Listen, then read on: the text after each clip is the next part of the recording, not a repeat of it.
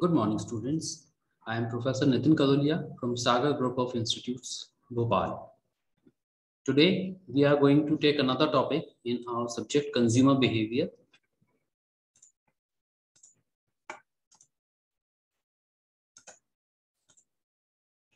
And the topic is buying motives. So in this consumer behavior, we have already discussed in the previous lecture that this is for MBA 3 SEM students. Okay, so we are discussing the topic buying motives. So what is a buying motive? According to DJ Duquesne, buying motives are those influences or considerations which provide the impulse to buy, induce action, or determine choice in the purchase of goods and services. A motive may be defined as a drive or an urge for which an individual seeks satisfaction.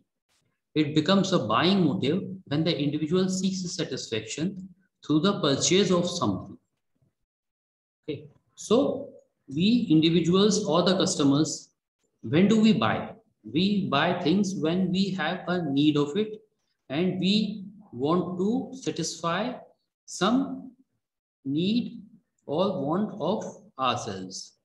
So then we identify a problem, and when we have a problem, we look for alternatives, and then by finally purchasing the product, we satisfy that desire or drive or urge to fulfill that need or want. So there are this buying motives have been categorized into further different categories. So the first category, the classification is product and patronage motives. So by this product and patronage motives, we mean when we buy some product or services because of its product features, because of the color, size, shape, utility, packaging, whatever.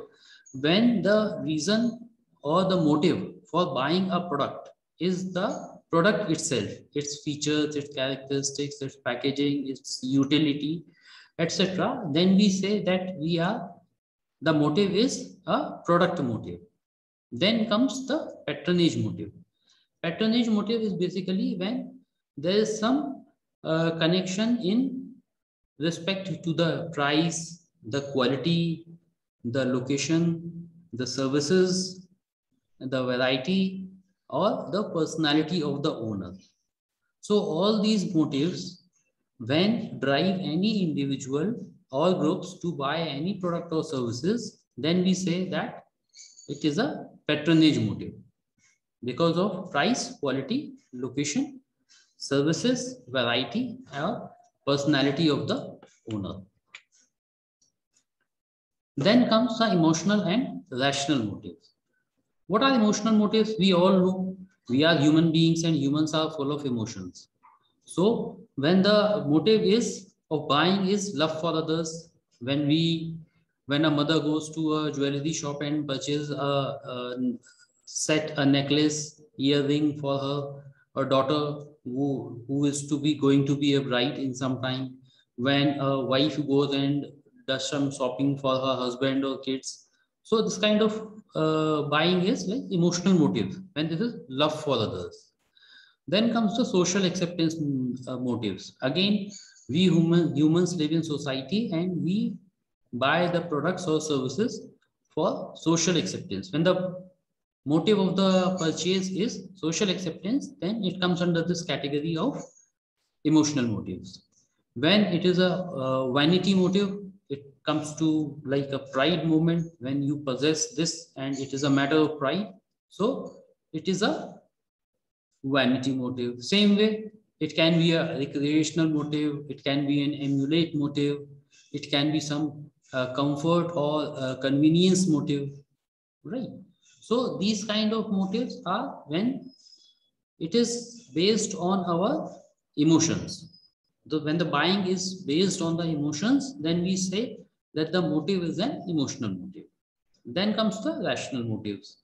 Rational motives when the purpose of buying something is a monetary gain. So share market is the classic example. We buy shares to have some monetary gain in it. There can be some purchase, or the reason for buying product is its efficiency in operation, right? The customer switching from semi-automatic washing machine to a fully automatic washing machine can be like it has a better utility in terms of its operation from the customer points of view. Then comes dependability. You buy something because you are dependable on it. There are many products available for, like you take spectacles because you have a dependability on it. You need a walking stick because you have a dependability on it, right? Then comes the inherent and learned motives. Inherent motives are those which come from physiological and basic needs such as hunger, thirst, sleep, etc. If these motives are not satisfied, then consumer feels dissatisfied and feels mental tension. Learned motives are those which are learned or acquired by a person from environment and education, like social status, acceptance, fear, security, etc. So this comes under the category of inherent and learned motives. Then comes physiological and social buying motives. Physiological motives are those which are driven by learning, perception, or attitude. When we go to some relative and we see him using some product or services, and we find that this product is also for the utility for ourselves also. So we have learned this. Learn from someone else using this product or services. Okay. So then comes social buying motives are those which are influenced by the society in which consumers live. We have relatives, we have friends, we have neighbors, so many people. And there are many things that we buying those things are motivated because they are being used by some social connect. Okay. Now comes the consumer decision. Consumer decision is a process. Actually, this starts with problem recognition. The customer, the consumer initially has a problem. The problem can be, it is a rainy season. The customer may be needing some solution to save himself from the rain. Now, it can be an umbrella, it can be a raincoat. So this is problem recognition. Recognition of unsatisfied need. The problem maybe the customer needs to connect with his family and friends. So he need a mobile phone. Okay. So this is problem recognition. Then after the problem has been recognized, the customer identifies the available options. What are the alternatives available? And the customer goes for an information search to look for the options. Now coming to the same example of rainy season, umbrella and raincoat, the customer can look for the brands available for the raincoat or for the umbrella. Then comes the evaluation of alternatives. He can evaluate among the brands. He can have his own evaluation criteria. Which features are of more benefit for him? Is it the color? Is it the durability? Is it the style of the product? Right. So now, based on his own criteria, the customer or the consumer will evaluate the alternatives or the available options with him. Then he will make the purchase decision. And after the purchase decision comes the post-purchase evaluation, when he is using the product, and then he will have a psychology, a thought process, or some evaluation or some feedback of that product or services.